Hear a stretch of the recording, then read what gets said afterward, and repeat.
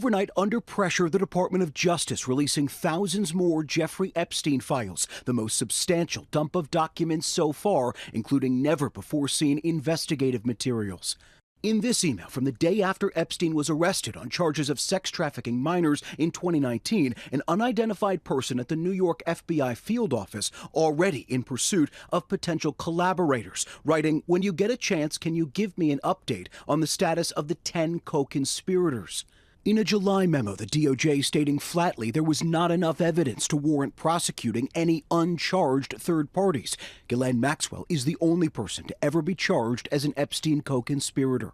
Other emails show prosecutors pressing repeatedly to interview former Prince Andrew, who sent a written statement and never sat down with investigators. Then this email mentioning President Trump from a federal prosecutor in Maxwell's 2020 case, writing obtained flight records reflect that Donald Trump traveled on Epstein's private jet many more times than previously has been reported or that we were aware, including during the period we would expect to charge in a Maxwell case. Trump and Epstein had a decades-long friendship, but a falling out in the early 2000s after Trump says Epstein stole Mar-a-Lago employees. Also in the thousands of documents, photos of an Austrian passport with Epstein's picture, but bearing the alias Marius Fortelny. The reams of newly released records coming as the DOJ is facing heat from bipartisan lawmakers and Epstein survivors after the department missed last Friday's legal deadline to release all of its Epstein files.